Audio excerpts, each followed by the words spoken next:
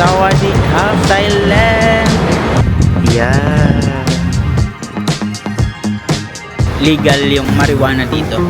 May anghang, may asim. The female, you can see the gap inside. Cell block is the best. Manifest natin na tunay the Q. Masarap. Parang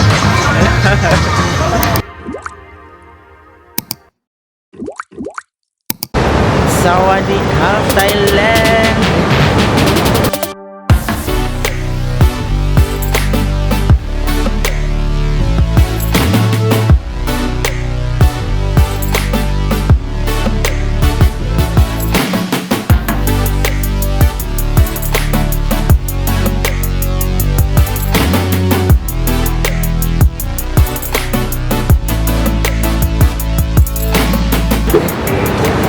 Morning. Today is April 6, 2025 and it's already 11:52 na. Actually, nasa Thailand na ako ngayon sa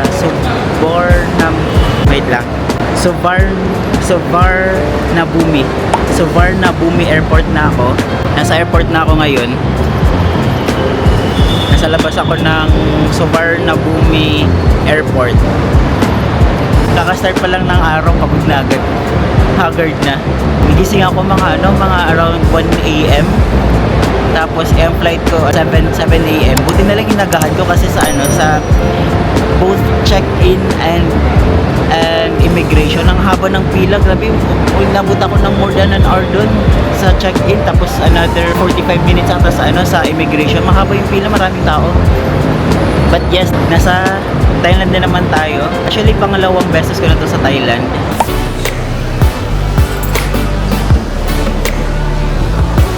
Pero this time, magpapataya tayo. Pataya.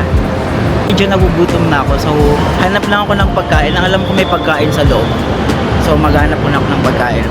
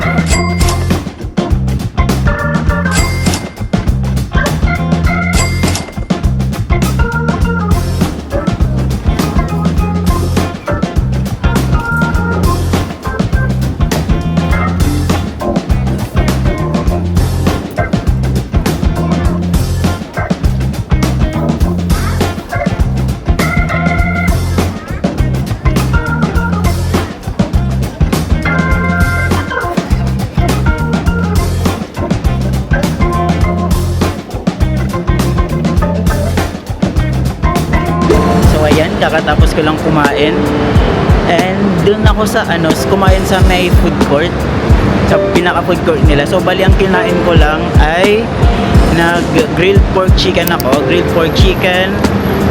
papaya salad and Thai tea. And grabe, nasarapan ako sa papaya salad. May parang dilis, isda na maliliit na fried. Ang sarap, naghahalo yung tamis, yung asim, yung alat ng fish, yung crunch from the fish. Masarap. Highly recommended. Yung Thai tea naman, siguro nag-expect lang ako na masarap siya. May masarap siya, pero feeling ko may mahahanap pa ako na mas masarap na Thai tea. Kasi yun yung sikat dito, yung Thai iced tea, Thai tea, mga ganun. Dito ulit ako sa labas ng airport, waiting lang sa bus. Nakapag-book ako ng bus via Klook. You can also use my discount code Edwin Cabagnan Klook para maka-avail kayo ng discount. So nabook ko yung bus sa Klook, mga around 300 pesos. In pesos yun And chinek ko dito, yung price ng bus papuntang Pattaya ay 190. Mas nakatipid lang ko ng konti, pero mas maganda naman sa Klook kasi reserve ticket ka, siguradong may mauupuan ka. Eh lalo ngayon na New Year ngayon dito. So ang plano pala natin for this trip ay 10 days tayo dito sa Thailand. Kasi start yung adventure natin sa Pattaya. 4 days and 3 nights tayo doon. Then remaining days balik tayo ng Bangkok. So actually, itong trip na to, binook ko siya nung seat sale. Basta less than 4,000 round trip na. So kayo, abang-abang lang kayo ng mga sale. Kasi ako, sa sale lang talaga ako umaasa. Ang main reason talaga bakit nag-Thailand ako this April, dahil sa Songkran. So ang Songkran ay traditional New Year festival ng Thailand. So ang Songkran is celebrate this year, April 13 to 15, pero may mga parts ng Thailand na nag-e-extend.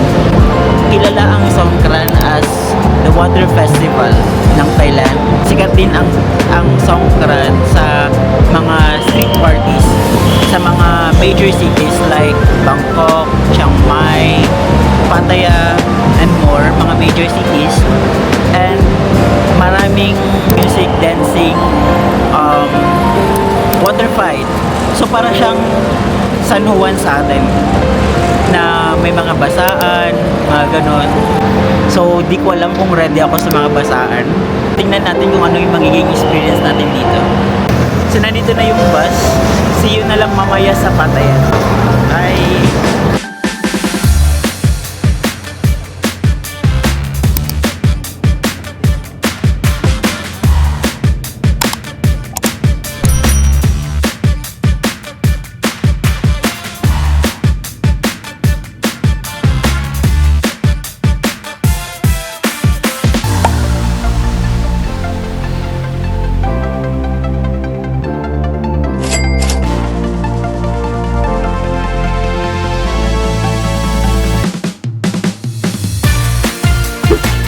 Hey guys!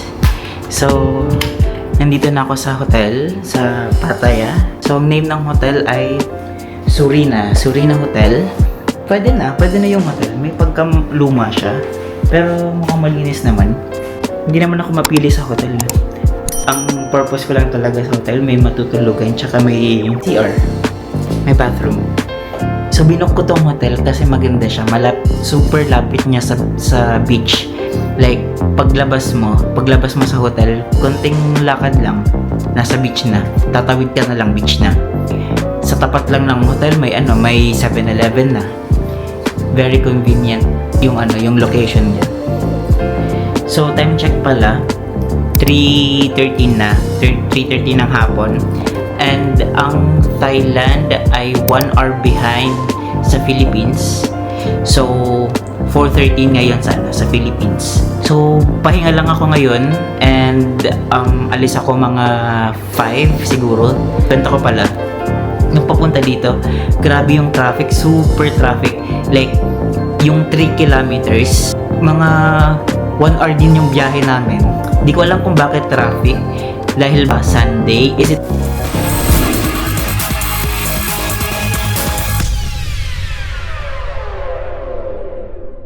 A? Is it A? Sunday ngayon? B? Malapit na yung New Year nila? Or C? Talagang traffic talaga everyday dito? Or D? Traffic kasi nandito na ako.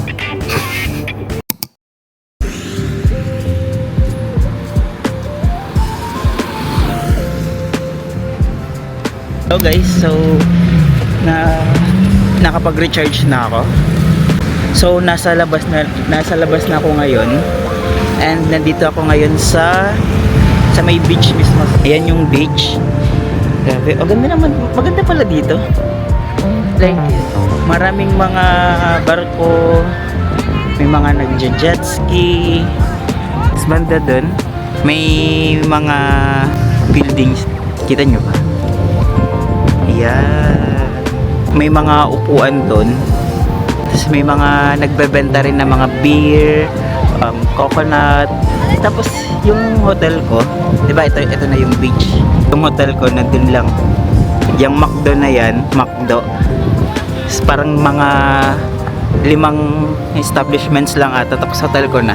Super convenient lang hotel ko. Kaya nga kahit na medyo luma na yung yung hotel, okay na okay pa rin kasi malapit lang sa beach, malapit lang sa mga kainan, sa may 7-Eleven sa harap.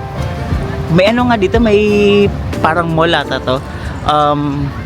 Royal Garden Plaza. Tingnan niyo. Ang ganda, grabe. Kaya lang wala akong dalang tsinelas. So, suot-suot ko ngayon sapatos pa. Enjoy natin to. 4 days tayo, 4 days, 3 nights tayo dito sa Pattaya. So, sulitin natin. Day 1 pa lang naman to. Kakalabas pa nga lang natin. Napo-order agad tayo ng beer. So, itong beer, Heineken to, 150 baht to. Tapos nag-rent na rin ako ng parang bed. Itong parang beach bed. Ang rent naman dito ay 100 baht. Cheers!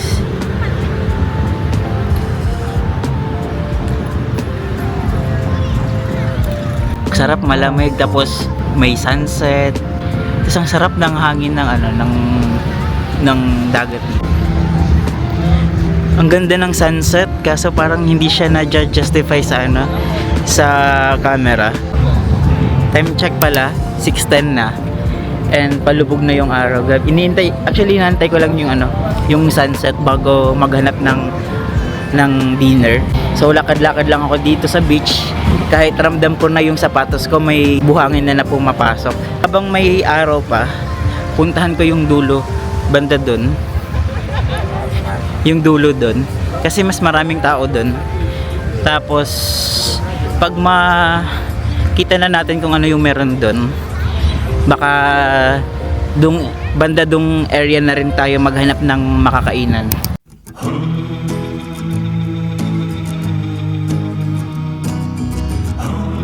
Habang naglalakad ako sa tabing dagat, unti-unti nang lumulubog ang araw. Presko ang hangin, kalmado ang dagat. May kanya-kanyang mundo ang mga tao. May naglalaro ng saranggola, may nagpipiknik, may hawak na beer habang nakikipagkwentuhan. Ang sarap panoorin, para bang ang mga problema ay panandali ang nawala, habang pinagmamasdan mo lang yung langit na nagiging kahel. Don't care much about tomorrow, and it's okay. Baby, don't you know that it's over? You know we're gonna make it out alive. Oh baby, don't you know that it's over? Oh baby, Okay lang huminga, watching the sun go down. okay lang magpahinga. Ayan may pa-concert. Di ko alam kung concert yan, pero para may nagsa-set up. Baka may event mamaya kasi Sunday.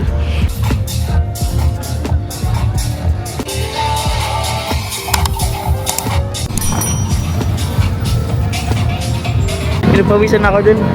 So banda dun pala, yung kanina yung may mga tent, may convention pala ng tattoo. Pattaya Tattoo Convention ata yun. Tapos yung mga booth yun, may mga pagkain, may mga merch, may mga parang bazaar, and yeah.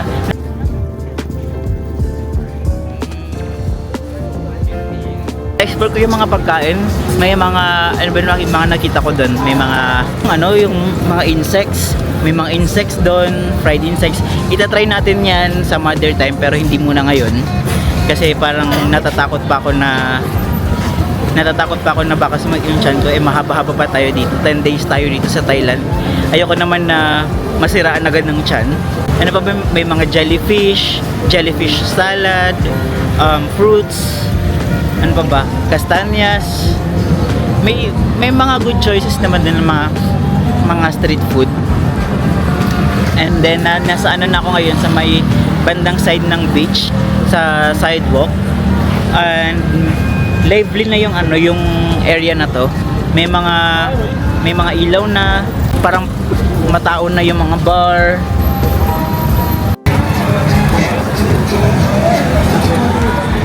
nakalis na ako sa may beach side. Naghahanap na ako ngayon ng makakainan. Gusto kong matikman ngayon ay pad thai. So naghahanap-hanap lang ako, titingin-tingin lang. Bandang looban na to eh. Dito pala sa Thailand, legal yung yung marijuana dito. So hindi nakakapagtaka na naglalakad ka bigla kang may maamoy na mga Hindi ko sinasabing nakatry na ako pero iba yung amoy ng marijuana. May nakita nga ako na coffee with cannabis. So parang nabingi ako dun kasi sa sa may beach, 'di ba, may mga loud yung music. So dito parang medyo wala na. Napansin ko maraming dito, mga tattoo shops. Like kada street may mga tattoo. Dito may naamoy na naman ako.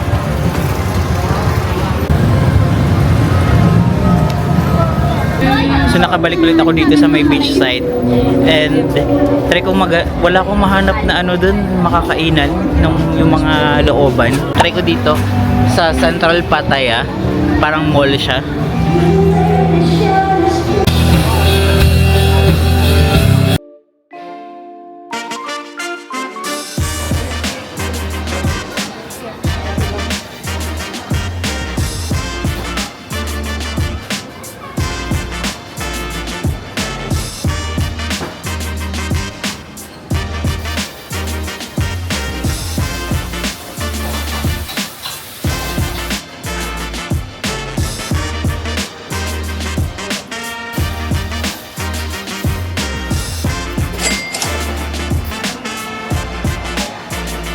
Pad Thai shrimp and 90 baht to.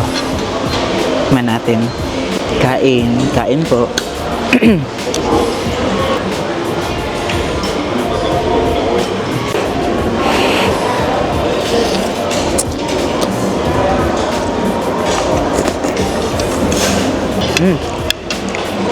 Ang sarap. May anghang, may asim, may tamis. Masarap.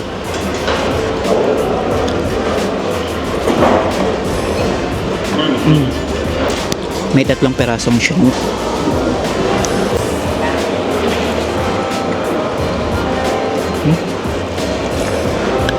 Lasang shrimp.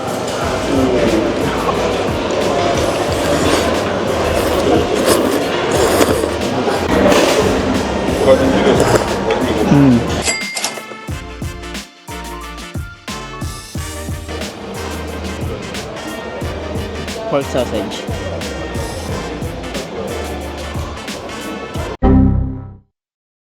Ubusin ko lang to and update ko kayo kung ano ang gagawin ko.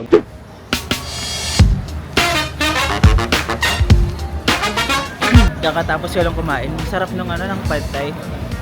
For me, yun yung best pad thai na natikman ko. Baka umuwi na ako ng hotel. Hindi ko alam kung actually naghahalo-halo na yung nafe-feel ko. Parang lalagnatin ako. Yun yung feeling ko. Huwag naman sana. Naglalakad na ako ngayon pa uwi, pabalik ng hotel.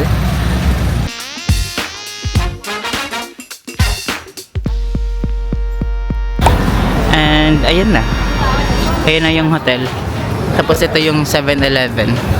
So nandito na ulit ako. Nakabalik na ako sa hotel. And magpapahinga na ako. Yun na. Continue ko na lang yung vlog tomorrow. So that's it for today. And I hope to see you guys tomorrow. Good night! Bye!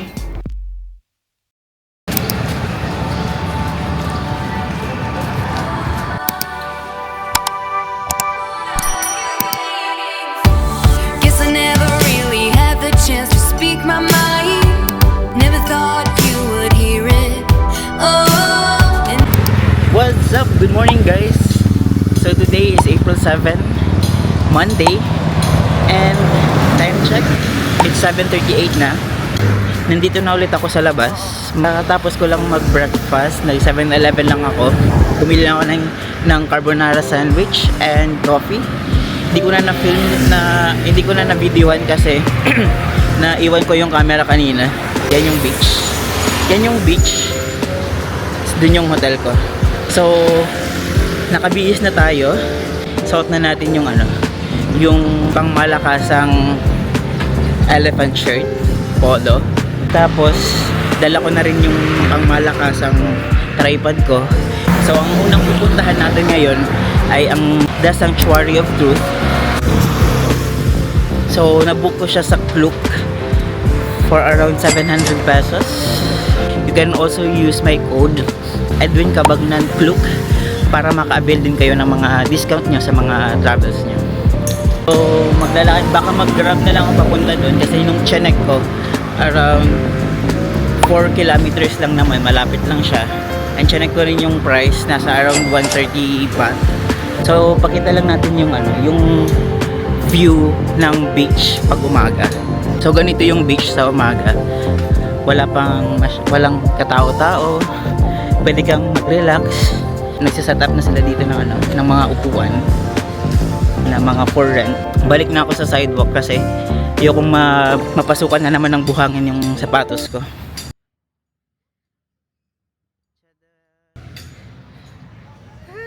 So bago pa akong tuluyan maging pawisan kasi kakalabas ko pa lang pero nagpapawisan na ako. Mag-book na ako ng Grab papuntang The Sanctuary of Truth. And see you guys later. Bye! Show me what it's all about. Just take the shot. Morning's getting closer. I'm waiting on you to tell me it will be alright. We're closer now. Think it's time we try this out. What are you waiting? So nandito na ako ngayon sa Sanctuary of Truth. And na-redeem ko na yung ticket ko. Kasi sabi ko nga 'di ba nabook ko yung ticket ko sa via Klook. And again, you can use my discount code para ma-avail nyo rin yung discount. Puntahan ko daw muna to dito kasi galing ako dito. Lakarin ko papunta dito. Puntahan ko muna yung viewpoint tapos tatawagin ako by 19 AM para magkaroon ng tour. Kasi required yung tour dito, mandatory yung tour dito. Yung tour guide. Yung tour guide parang sasamahan ka for around 1 hour, and after that free ka na mag-roam around the sanctuary. Sa wakas, nandito na tayo sa Sanctuary of Truth. Isa ito sa mga iconic na lugar dito sa Pattaya, Thailand. Isang templong gawa sa kahoy na naglalaman ng filosofiya ng buhay. Bawat ukit may kahulugan.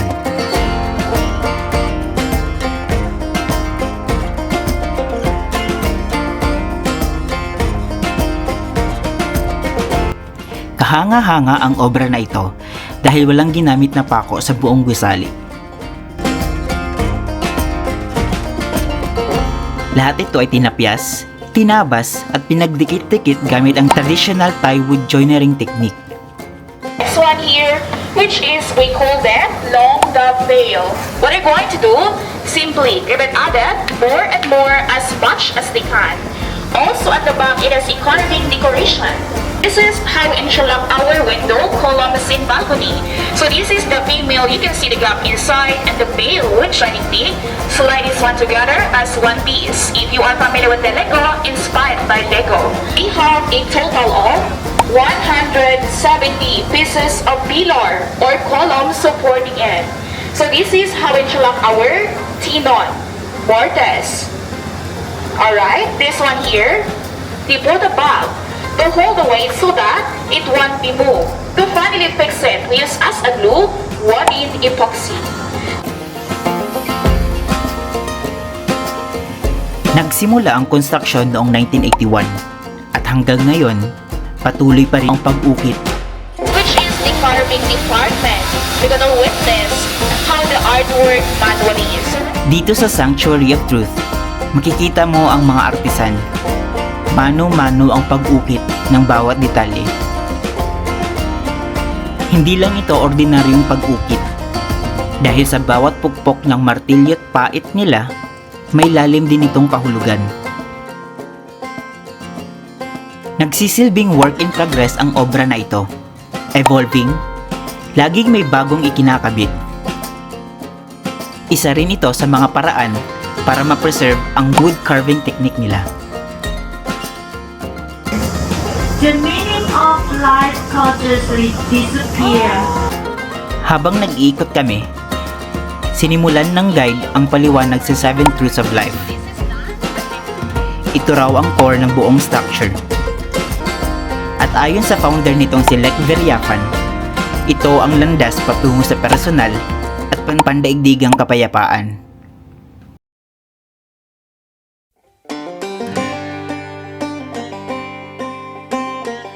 Unang katotohanan, sino tayo?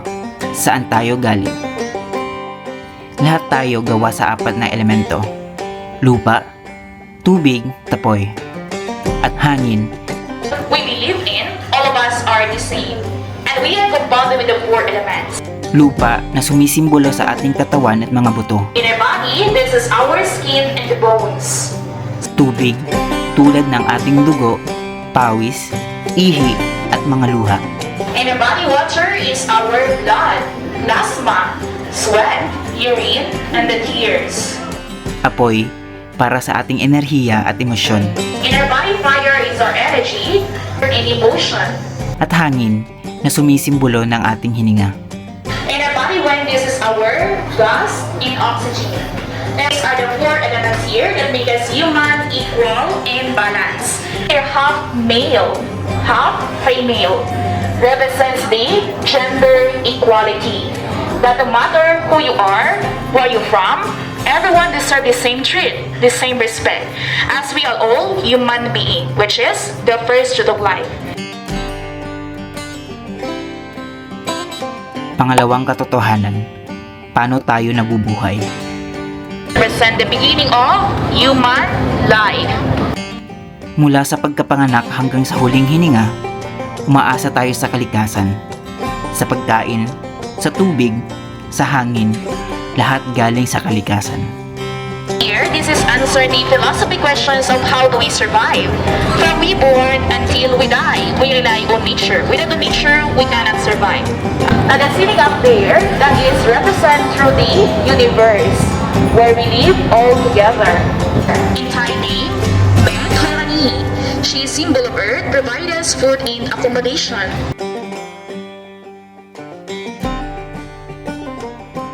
Pangatlo at pang-apat na katotohanan, lahat tayo ay ipinanganak para mamatay.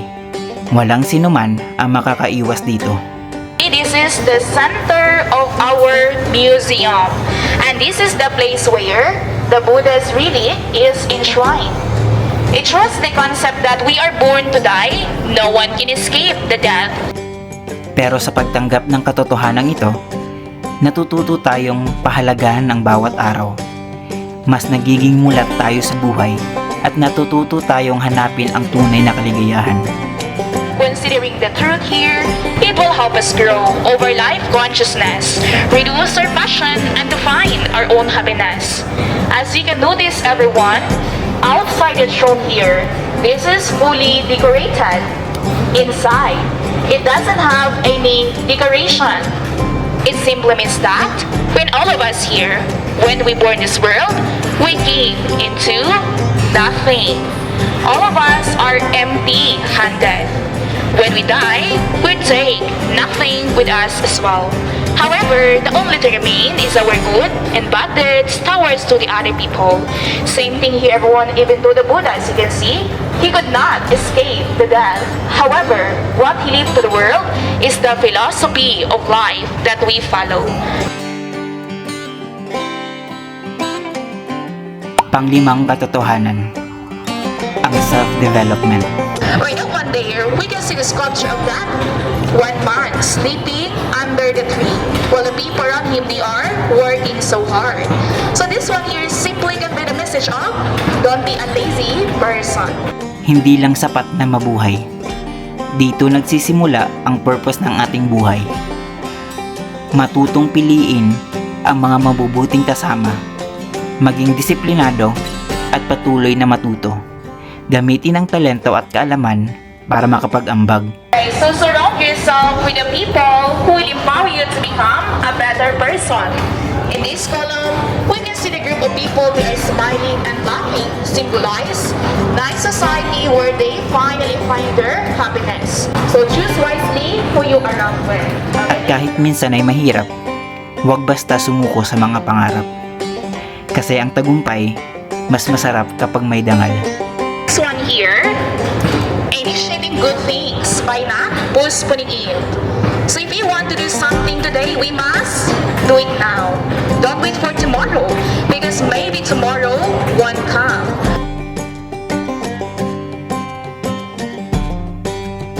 Pang-anim na katotohanan, pakikitungo sa kapwa. Hindi tayo nabubuhay na mag-isa. Lahat tayo ay may relasyon sa ating pamilya, kaibigan, at maging sa ating komunidad. That one there, it shows the picture of the poor and rich people being nice to each other despite of the status in their life. Kaya mahalaga ang respeto, pag-unawa, at marunong tayo humingi ng tawad at magpatawad. Dito nagsisimula ang mas maayos na lipunan. If you have important life, okay, such as you have a girlfriend or boyfriend, you have husband or the wife, you should love each other. If you're single, okay, don't you worry, okay, just take care of yourself because self-love is the best.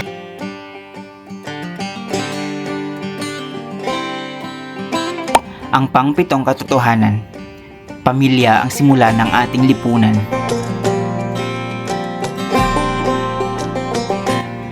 Ang pamilya ang pundasyon ng lahat, kaya dapat silang ingatan at pahalagahan. So everyone deserving of life is all about our family, or everyone, the beginning of our society. Kapag may pagkakaisa sa loob ng tahanan, mas madali itong lumawak sa komunidad.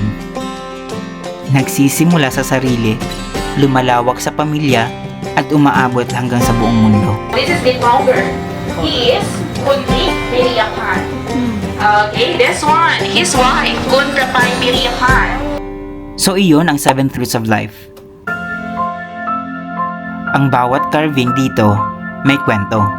Hindi lang siya basta tourist spot. Ito'y paalala na ang buhay ay isang paglalakbay. Mula sa bawat ukit hanggang sa mga aral ng 7 Truths of Life, napagtanto ko na mas mahalaga pa rin ang respeto at pagkakaisa. Na ang simpleng tanong, sino ba ako? Ay sapat na para magsimula ng pagbabago.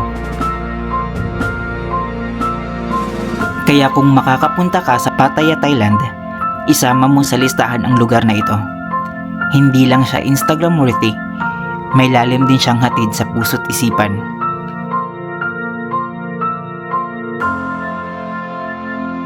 Ito ang Sanctuary of Truth. At baka dito mo rin matagpuan ang sarili mong katotohanan.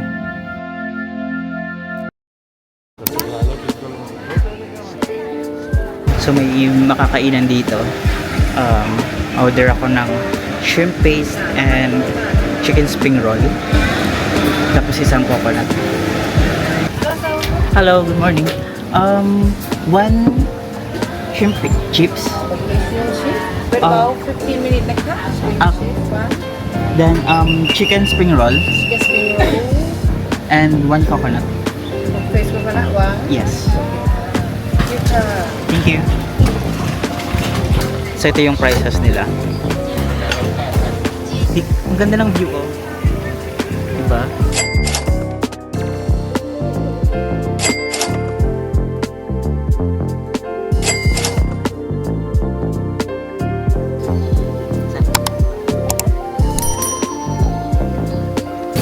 Parang maambon. Oh no.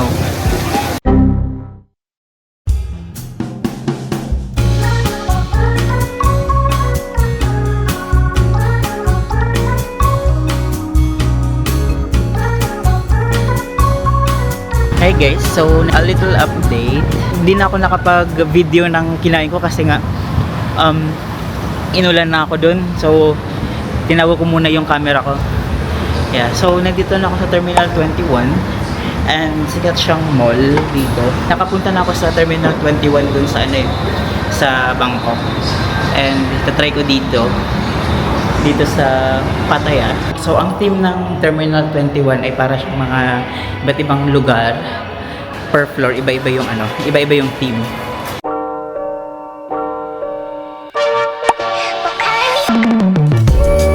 And ang theme dito sa ground floor ay Paris. So may mga structures na pang Paris siya.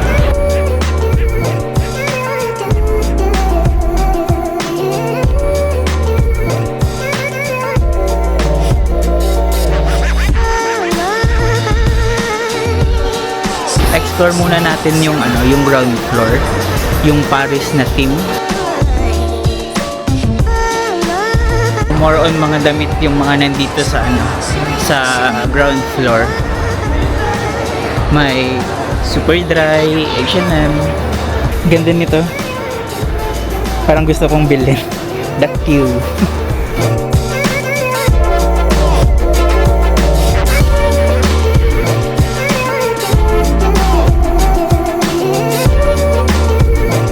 So, yun yung Eiffel Tower. Next time, sana manifest natin na tunay na Eiffel Tower na yung ma-videohan natin. Pati yung mga stores dito, may touch ng Paris. Like, tingnan nyo yung taas ng mga store dito. Nakaka-Paris, diba? Lakas maka-Paris, maka-Europe. Pati yung flooring, may touch of Paris din. Yan. Siguro akyat na tayo papuntang second floor. Ang second floor ay London.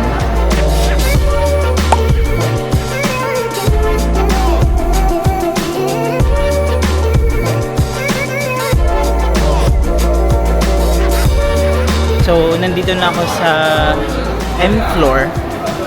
M floor kasing tawag nila dito. And nandito na ako sa London.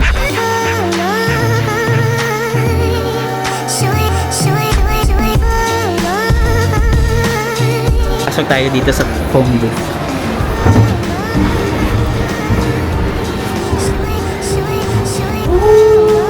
Nasa loob ako ng phone booth. Ganito yung si Adam.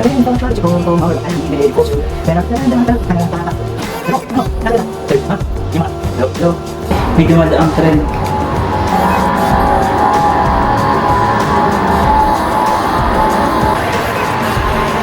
So next time, makapag-phone booth din tayo sa London. Uso pa ba yung phone booth? I wonder kung meron pa bang mga phone booth sa London. I mean, may mga cellphone na, di ba? Nahiya ako. Nahiya ako. Nakatingin yung mga tao sa akin. Scary bells lang. So, nag-explore ako ngayon dito sa London. So, itong floor na to, parang extension lang siya ng sa ground floor. Pero more on mga dito, mga sports apparel, mga shoes, sports shoes. Sa floor din na to, may mga pakunti-kunting na rin, mga pagkain. Pero mga light lang. May mga coffee shops, mga desserts, bread, pastries. Sa floor din na to, nandito rin yung supermarket.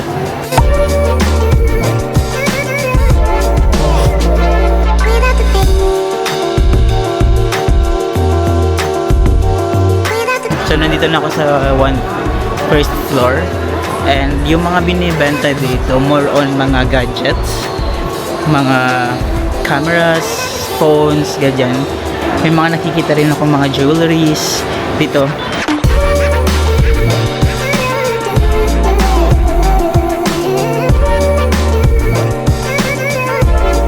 Bali yung bandang side na yon, mga gadgets. And dito sa area na to, more on mga mga beauty products. So may mga stores din dito ng glasses. Medyo marami-rami sila. And tinanong ko yung price nung sa contact lens kasi nagko-contact lens ako. And ang price ng contact lens ay 700 baht for 30 pairs. Ay, no. For 30 soft gels na yon. Kung magkaiba yung grado ng mata mo, like sa akin na 375 and 350, so kailangan mong bumili ng dalawang box. So 1,400 baht na yon for 30 pairs.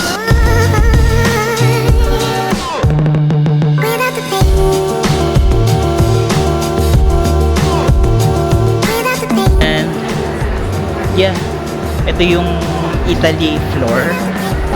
Tapos na tayo dito sa Italy.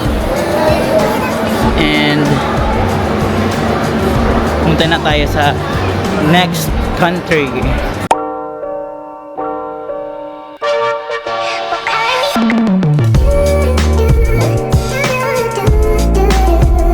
So nandito na ako ngayon sa second floor, which is Tokyo theme. So kagaya sa mga ibang floors, from ceiling to floor, may touch ng Japan.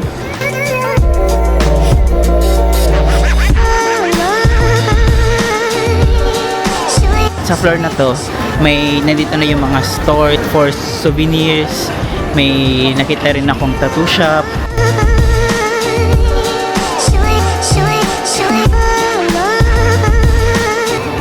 Sa floor din na to, sa bandang dulo, may parang Thai village.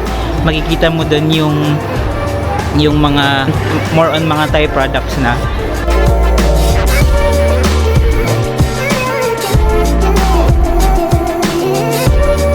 May mga statue rin na related sa Japan.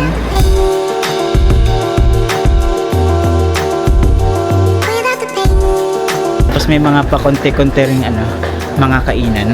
Pero mostly na mga kainan nasa taas. Yung sa San Francisco floor.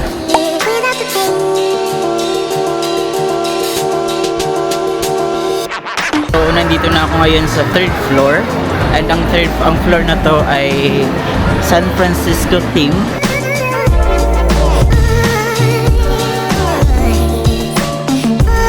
So sa floor na to, more on mga pagkain. Ito rin yung yung food court nila, which is yung Pier 21.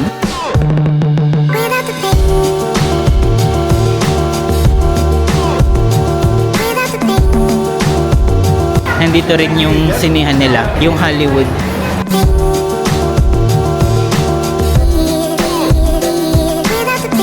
Sa floor din na to, tanaw mo rin yung Eiffel Tower. Yan, nakakalula nga lang.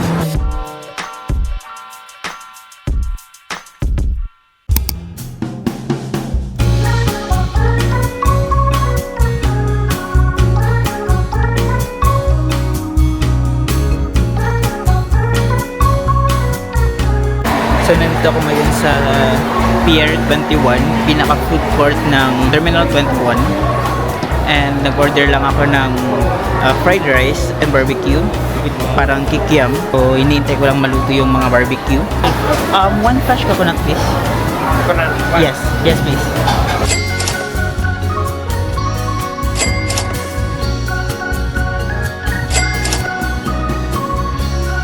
So tignan muna natin yung fried rice, pork fried rice. Kain.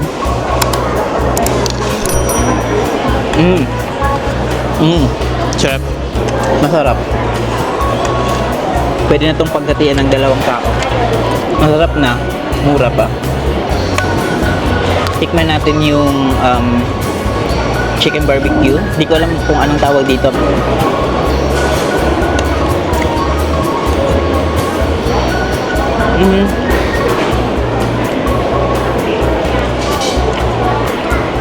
Wala siyang masyadong lasa.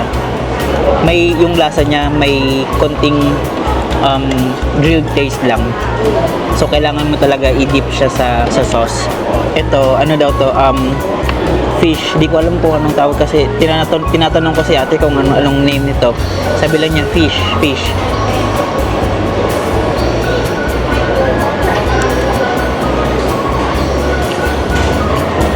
Fish nga.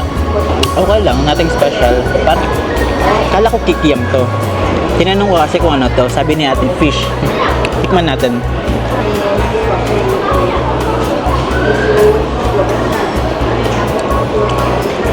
Hindi ko masyadong mag-gets yung ano, yung lasa niya. Pero tunbat din ko. Tikman natin yung fresh coconut. Mura lang to, 47 baht. Di tulad sa The Sanctuary of Truth na 120 baht yun.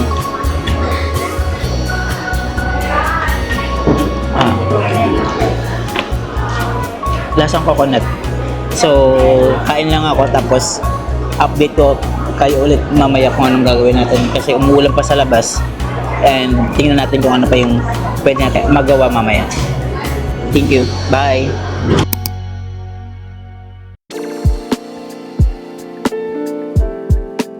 Ito sa labas ng Terminal 21 na mall, may parang food, ang tawag dito?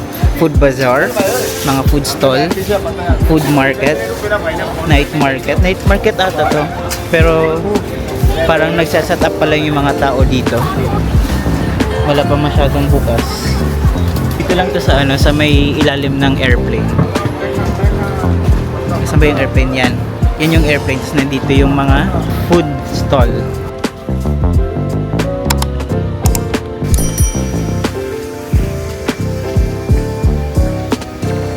Grabe. Feeling ko hindi naman to tunay na eroplano.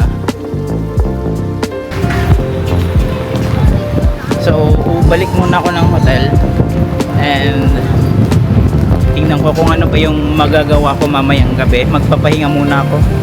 Medyo pagod na. See you guys later. Bye!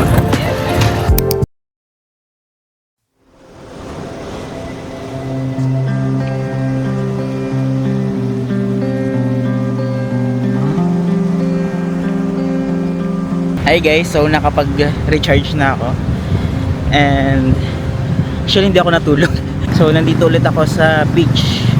Tinatamad na ako kanina lumabas pero gusto kong makita yung sunset. So antayin ko lang siya lumubog. So nag-rent ulit ako ng maupuan dito. This is 100 baht. Ang sarap ng hangin dito.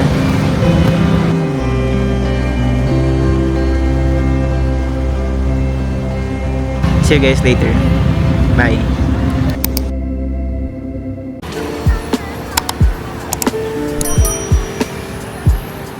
Naglalakad-lakad lang ako ngayon.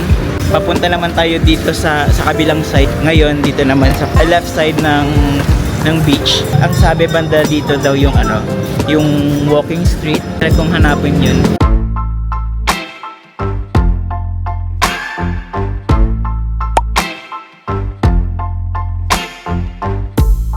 Sometimes it burns, sometimes it hurts.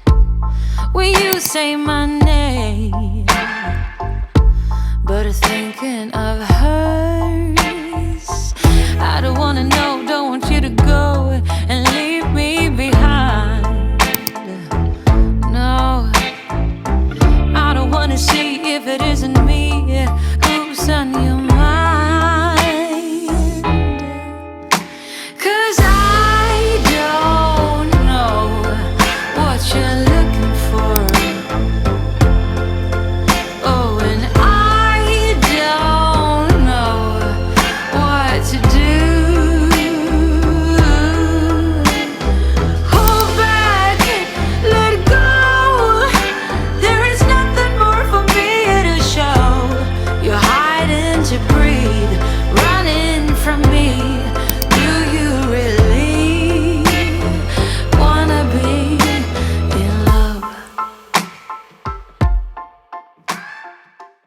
Natapos ko na yung ano, yung walking street doon. So hindi maganda yung mga nakita ko doon.